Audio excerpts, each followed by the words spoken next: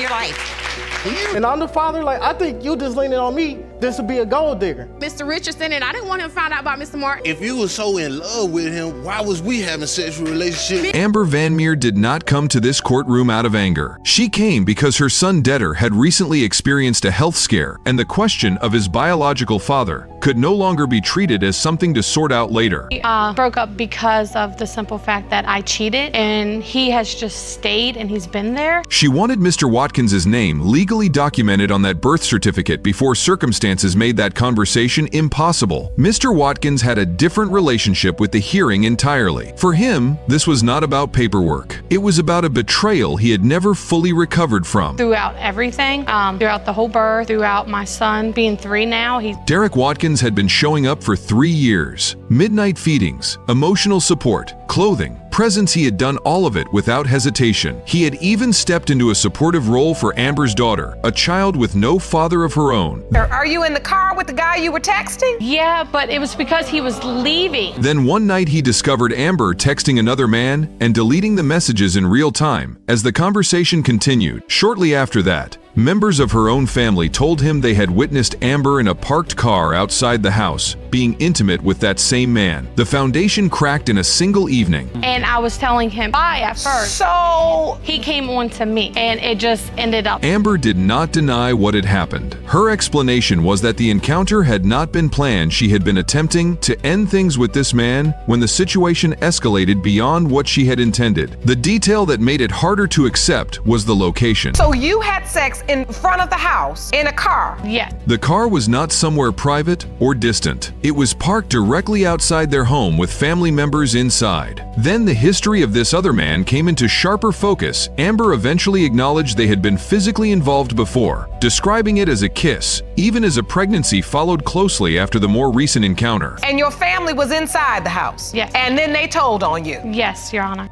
The question of protection became its own contested territory. Amber's account was that protection had been used during the encounter. Derek's recollection of what she had told him was the opposite. The inconsistency shifted depending on when and how the question was asked, and that pattern of shifting detail eroded whatever remained of Derek's trust. My point is, Ms. Van Meter, you do have this sexual encounter. He had grown up without a father himself, and that personal history was the reason he did not leave when Debtor was born. He stayed out of a deeply personal commitment to breaking a cycle, but staying and believing were two separate things for him. And then you find out you're pregnant. Yes, Your Honor. Derek's emotional relationship with Debtor carried an uncertainty that he could not fully conceal. He had not developed the instinctive connection he associated with fatherhood, the kind of certainty that comes through in language and in the way a man refers to his child. Mr. Watkins, when you look at Cedric, do you see the other guy? He noticed that the way he felt around Debtor mirrored how he felt about Amber's daughter, present and caring, but not rooted in biological certainty. The connection was real, but it was clouded, and the shadow of the other man sat behind every interaction. Yeah, I do. He looks nothing like the other person. He looks like him. Derek also raised a biological argument that he believes supported his doubt. He pointed to a previous relationship in which he and a partner had made repeated attempts to conceive before eventually succeeding, suggesting the delay indicated a fertility limitation on his part. Doesn't mean that you're not fertile. It could have been on her end. Amber challenged that logic directly. One difficult conception does not establish a pattern and does not make a subsequent pregnancy biologically impossible. Derek held on to the argument regardless because it gave shape to a doubt that otherwise existed only as feeling and suspicion. That could, I don't know, it could have been anything. Well, Ms. Van Meter, I'll have to say that I do agree with you on that. Judge Lauren addressed the emotional architecture of the situation with precision. She acknowledged Derek's fear as legitimate while identifying a contradiction in Amber's behavior that could not go unaddressed. Amber had expressed indifference about whether Derek stayed or left, but her actions had consistently worked against allowing the other man to establish any role in Debtor's life. Ms. Van Meter, at this point, you admit that there are... That combination did not reflect someone who did not care. It reflected someone deeply afraid of losing the relationship she had and willing to obscure the truth to protect it. The judge named that clearly and did not move past it quickly. 2 possible biological fathers for your child. Then Amber shared the detail that reframed everything she had done and why. She had recently gone through a cancer scare that included a biopsy. The possibility that her time could be limited had transformed the paternity question from something she was managing emotionally into something with urgent practical stakes. Care about my cancer, and I had a biopsy done. If something happened to her, she did not want Debtor growing up without knowing who his biological father was. She had not come to this courtroom for control or leverage. She had come because mortality had made honesty feel more important than self-protection. Like and subscribe, because the result Judge Lauren is about to read carries the full weight of that confession. Who his dad is, because I want him to be there for that person and to know that he loves them and all that. The courtroom settled into the particular silence that descends when everyone present understands that what comes next is permanent. A man who had stayed out of commitment rather than certainty, a woman who had withheld the truth while being quietly terrified of her own health, and a little boy who deserved to know exactly who he was. All of it had been building toward one document. Judge Lauren held the envelope, and the room held its breath. The answer to 3 years of doubt, one health scare, one car parked outside a house, and one very complicated kind of love was finally about to be spoken out loud. Mr. Watkins, you are the father.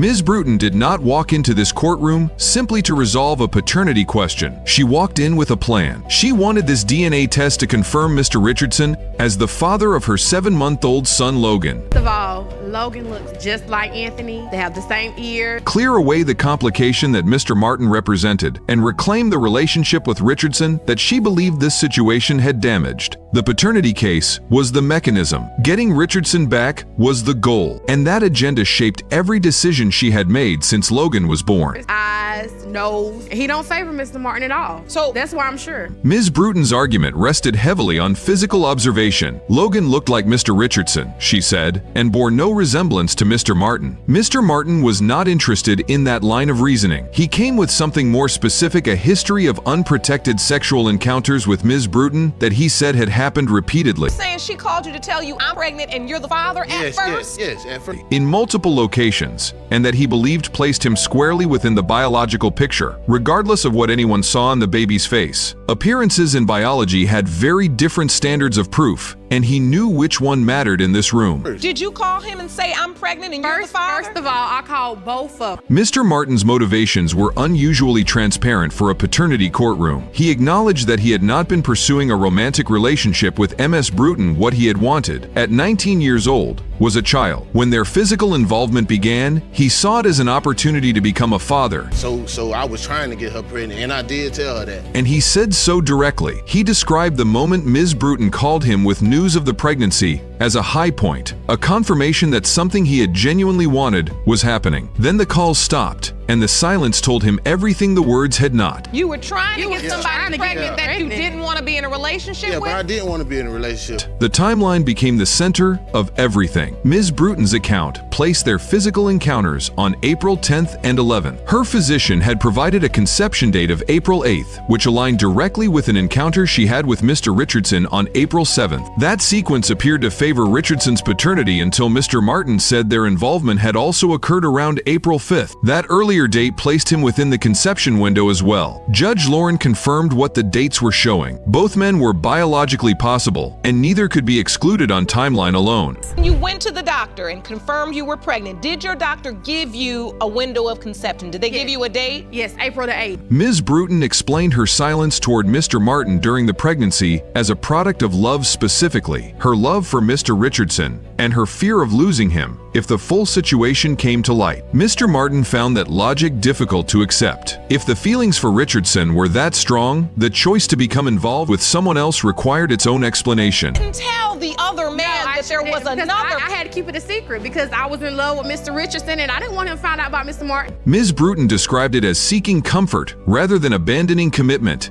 a framing that the courtroom received with visible skepticism. She had managed both relationships on her own terms and on her own schedule, and that level of control was becoming harder to justify. If you were so in love with him, why was we having sexual relationship? The extent of that control became clearer as more details surfaced. Ms. Bruton had chosen Mr. Richardson to sign Logan's birth certificate and had decided what information to share with each man and when. When Logan was born, she had not contacted Mr. Martin, no message, no call, nothing. Who stepped up for you during this pregnancy? Mr. Richardson.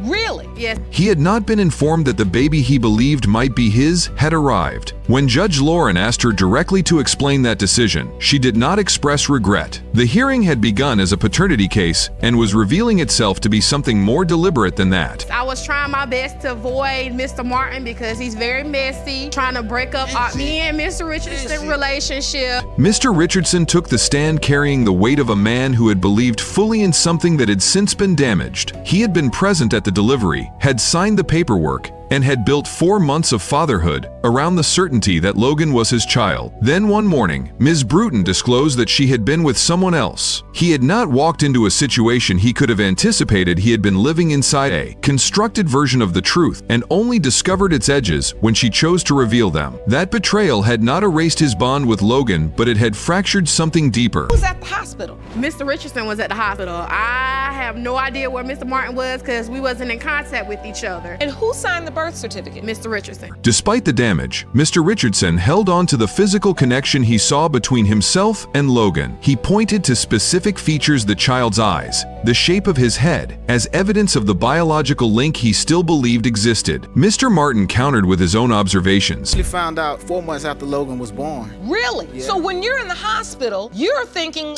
Identifying other features he said traced back to him and his family. 2 men looking at the same child and each finding themselves reflected in him was the most human part of an already deeply human situation. Like and subscribe, because what the DNA confirms is going to land very differently on each person in that room. That without a doubt, this is my child that's being born today. Yes. And that's why you signed the birth certificate. Yes. The hearing had moved through deception, competing timelines, a woman's calculated management of 2 men, and 2 fathers who had each found genuine reasons to believe Logan was theirs. Ms. Bruton had come in hoping to use science to achieve a personal outcome. Mr. Richardson, you are not the father.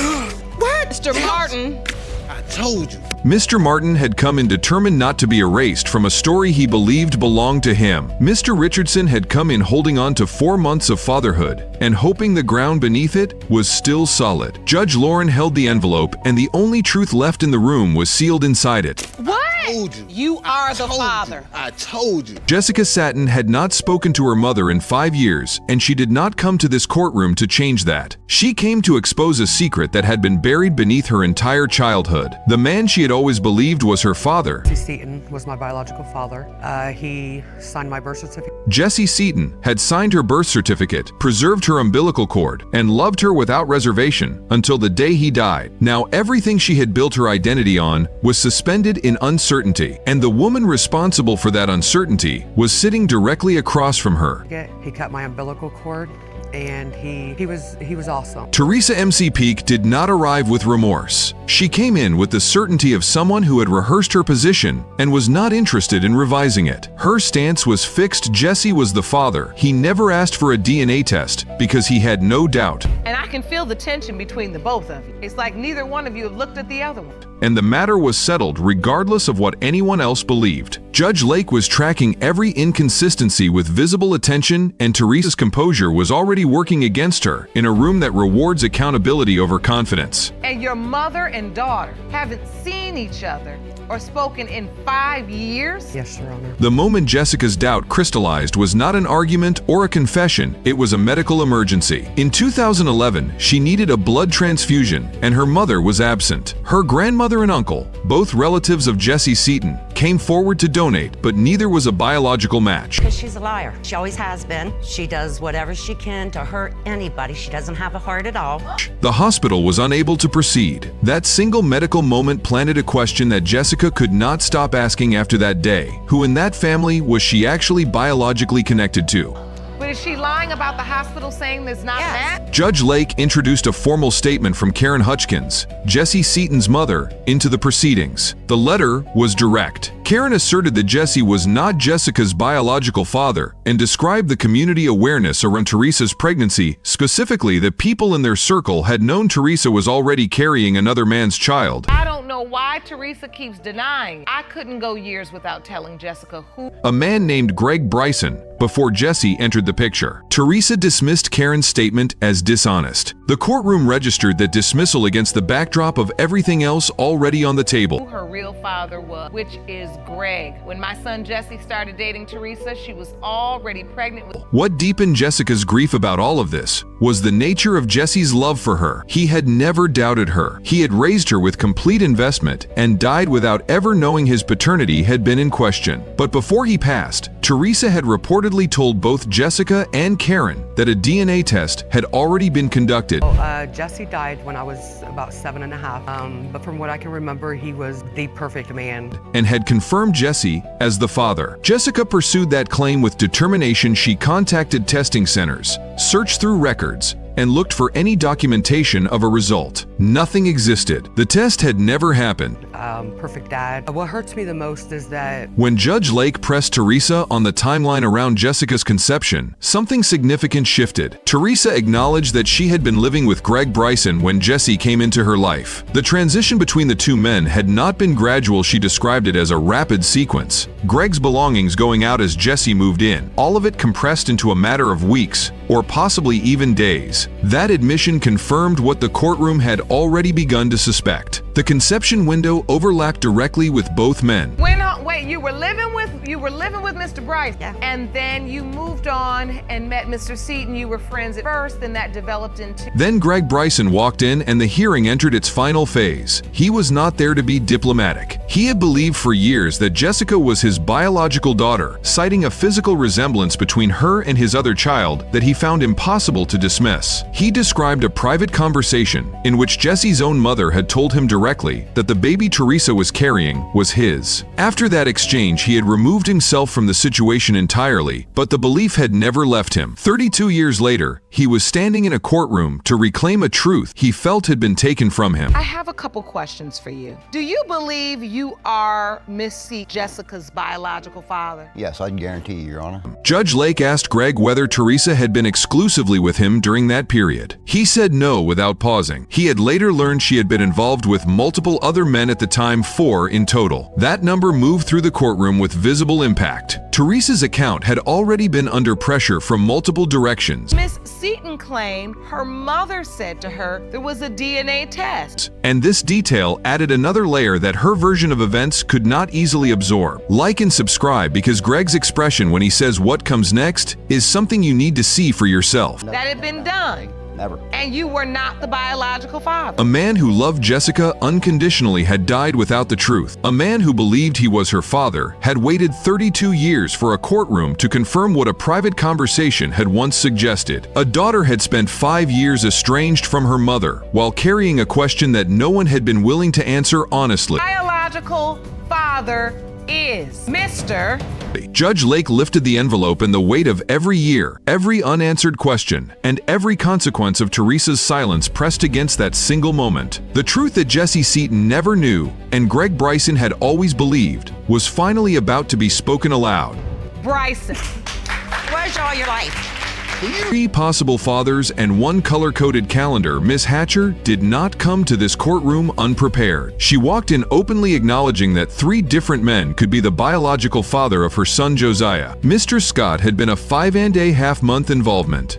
Hatcher, you confessed that at the time you conceived your 2-year-old son, Josiah, Mr. Blake was a single night after Christmas. Mr. Sneed was her ex-boyfriend. Judge Lake had seen complicated paternity cases before, but the visual aid Miss Hatcher produced to organize the timeline made clear this one was operating on a different level entirely. you had sexual relations with 3 men. Now, you don't want your son to suffer for your mistake. The calendar itself became an immediate talking point. Miss Hatcher had color-coded each man's window 1 color per person, with the conception period outlined separately in red, so the overlap could be seen at a glance. So, Miss Hatcher, please explain to the court how you got yourself in this situation. Judge Lake absorbed the chart with the expression of someone processing a document they had not anticipated needing to read. The courtroom recognized immediately that when a woman arrives to a paternity hearing with a professionally organized color system, the situation has been complicated for a while. Yes, Your Honor.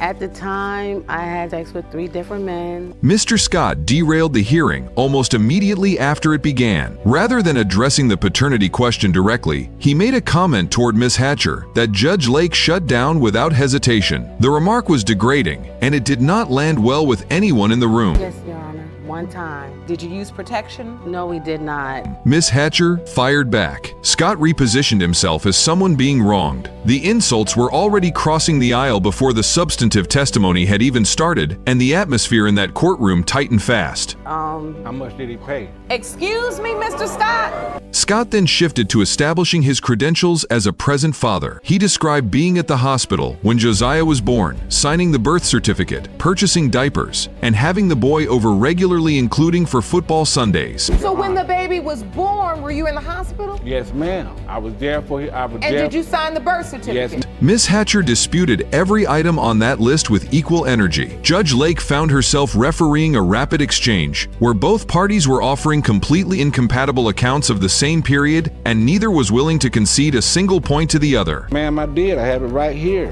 I signed the birth certificate. The timeline complication surfaced when Miss Hatcher admitted she had initially given Scott reason to believe Josiah might not be his. The admission came with context. She had done the date calculations incorrectly and realized after the baby was born that the actual conception had occurred in December rather than January as she had originally calculated. That's the first time that I ever heard question when she mentioned Okay, That's stop. a lie, Your Honor. Hold on. That's a lie. An entire month of assumed certainty had been built on a math error. Discovering that the window shifted was one thing. Delivering that news after the birth was another conversation entirely. I added up the dates and everything. I thought I conceived in January. Mr. Blake took the stand and described their encounter as occurring the day after Christmas. He characterized it as a single night, while Miss Hatcher maintained it had happened twice. Alcohol had been a factor for both of them, which meant neither account came with absolute confidence. Blake's general posture toward the whole situation was detached. You have to understand why all these men are doubtful. I mean, Mr. Blake.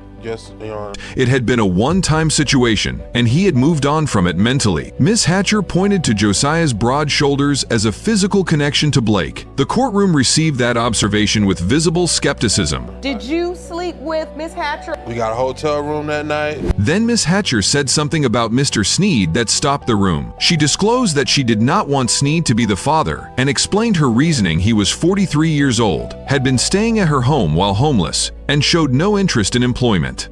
I thought he had the flat feet. I know how this may look. The only thing I'm trying to do is just try to find out who my baby father is. Judge Lake's response was immediate and pointed. Personal preference about who the father should be does not change what biology may have already determined. The unprotected nature of that encounter was on the record, and no amount of preference could erase it from the conception window.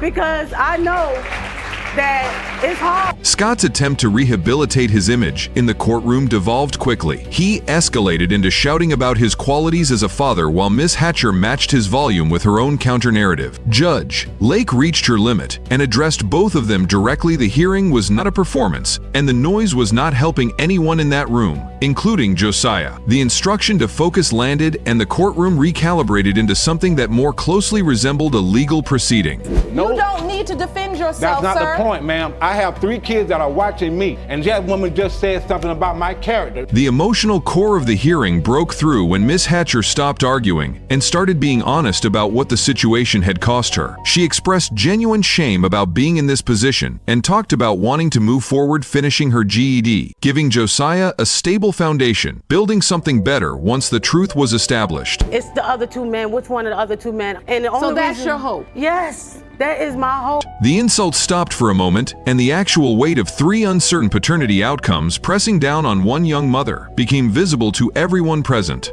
Why are you emotional? What do you feel? Because, you know, I'm ashamed that I'm here. Scott had a moment of his own that broke through the bluster. He said directly that if Josiah was his son, that child would receive nothing but unconditional love going forward. Judge Lake acknowledged it. Blake took a different position. He had never met Josiah, but stated he would accept responsibility if the results identified him as the father. I want to know what your hopes are today, Mr. Scott, as it relates to Josiah. Like and subscribe, because 3 results are about to be revealed, and the sequence in which they land changes everything about how this story ends. 2 men had shown varying degrees of readiness. The 3rd result was still coming. My hopes, period, are that we find out who his father is, whether it is me. The first results were delivered, and the tension in that courtroom did not release. It shifted. Each result carried its own weight, and the room processed each one before the next arrived. 3 men, 3 possible answers, and a little boy named Josiah at the center of all of it. Mr. Sneed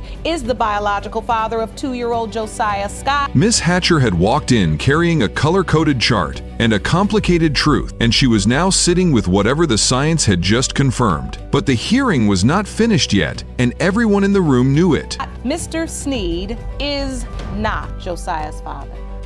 One result remained. The final envelope represented the last piece of a paternity puzzle that had required a visual aid just to explain. Whatever name Judge Lake was about to read would close the case that Miss Hatcher's calendar had opened. The room that had spent most of the hearing and argument had gone completely still. 3 men with 3 different levels of engagement, 1 woman with a color-coded system, and a son who deserved certainty. And the final answer was seconds away from changing all of their lives simultaneously. Mr. Blake, you are not the father. I'm sorry. 4 possible fathers, and one of them doesn't even have a name. Miss Davis walked into Judge Lake's courtroom, and within the first few minutes had disclosed that when her son Javian was born, she could identify 3 of the potential fathers, and had completely forgotten the 4th man's name entirely. Miss Davis, when your 2-year-old son Javian was born, Mr. Smith sat at the defendant's table stone-faced and waiting. The hearing had barely started, and the courtroom was already processing information at a pace most people were not prepared for. he had 4 possible fathers, including the defendant. Judge Lake asked Miss Davis why this case carried so much personal weight, and the answer broke the room open. Miss Davis described growing up moving through foster homes, never knowing her own father until she was 18 years old, and being determined not to let her son experience that same absence. Through 13 different foster homes. I've been to 4 different group homes. The pain behind that motivation was real, and it landed in the courtroom with genuine weight. She then added a self-assessment about her own behavior during the relevant period that drew an audible reaction from everyone present. The honesty was uncomfortable and completely unfiltered. And I didn't grow up knowing who my father was until I was 18 years old. Mr. Smith had not arrived in that courtroom without his own reasoning. He said Miss Davis had personally told him at some point that he was not Javian's father, and that her own statement was the primary source of his current doubt. When Judge Lake looked to Miss Davis for a response, Yes, I asked if I could be the father, and she told me no, Your Honor. she did not deny it. She acknowledged saying it, explaining that at the time she had not believed he was the father. The exchange established early that the uncertainty in this case had been created and maintained by Miss Davis herself before anyone else had a chance to question anything. Now, Ms. Davis, we said that there were 4 potential fathers. Yes, Your Honor. Then the evidence arrived, and it came in a format nobody was fully prepared for. Miss Davis produced a color-coded calendar documenting the timeline of her encounters during the relevant window. Potential father number 2 we see is Mr. Smith, the defendant. Yes, Your Honor. The dates were specific. November 12th with her ex-boyfriend, November 15th with Mr. Smith, November 17th with a 3rd man, November 19th with the 4th man, whose name she could not recall. Judge Lake studied the document with the expression of someone absorbing information they had not anticipated needing to process in a legal setting. Now tell me about that relation. I don't think I can call it a relationship. We met on the chat line. I hung out with him. The week with Mr. Smith occupied its own entry in the timeline. Miss Davis described spending several days with him during that period with no protection involved. Then she explained why she had not returned to him after that week, and the reason she gave was blunt enough to produce a reaction across the entire courtroom. Satisfactory, so I didn't really feel the need to go back. Judge Lake had heard a lot of testimony in that chair, but the candor of that particular explanation appeared to catch even her off guard. The audience registered the comment, and the room took a moment to recover. It wasn't satisfactory? No, Your Honor. I'm gonna leave that alone. The third potential father had come into the picture through a chat line, and the encounter had lasted one night. 2 days after that, the fourth encounter occurred, the one involving the man whose name Miss Davis no longer had access to. The courtroom absorbed the compressed timeline without a great deal of visible shock at that point. No, I mean, I know I made mistakes, Your Honor, but I don't consider my son a mistake. Because the calendar had already set expectations. What remained remarkable was the specificity of the dates against the absence of any identifying information for the final man. A date with no name is a very particular kind of problem in a paternity courtroom. This type of sexual behavior is what lands you here.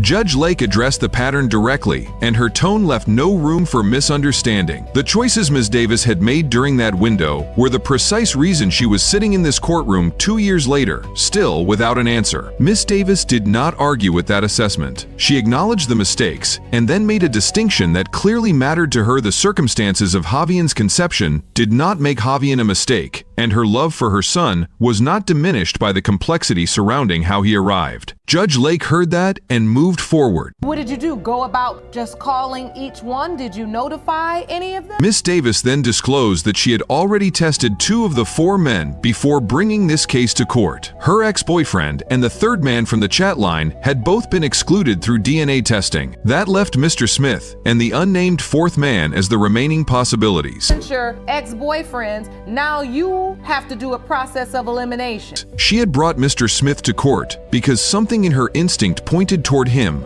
and then in the same breath admitted that she had not actually wanted him to be the father. The contradiction sat in the room for a long moment before anyone moved past it. So now we're left with Mr. Smith and potential father number 4. Mr. Smith pushed back on what he saw as Miss Davis's motives, suggesting the hearing was more about financial support than genuine paternity concern. Then something shifted. He mentioned that his own father had died when he was 3 years old, and that the experience of growing up without a father was something he carried with him. The wall he had maintained through the early part of the hearing. Mama's boy, then why she got me? Have you ever asked Mr. Smith, Mr. Smith, has she ever asked you to take a test? Developed a visible crack. Whatever his frustrations with Miss Davis, the subject of fatherless children touched something in him that the tough posture could not completely cover. Like and subscribe, because his next statement reframes his entire presence in that courtroom. No, she haven't, Your Honor. She skipped me and went to them. The back and forth between them continued through the familiar territory of who called whom and who failed to show up and why. Judge Lake cut through it with a response that made the audience laugh, while landing a point that needed to land if you cannot reach someone directly. And I'm the father, like, I think you just leaning on me.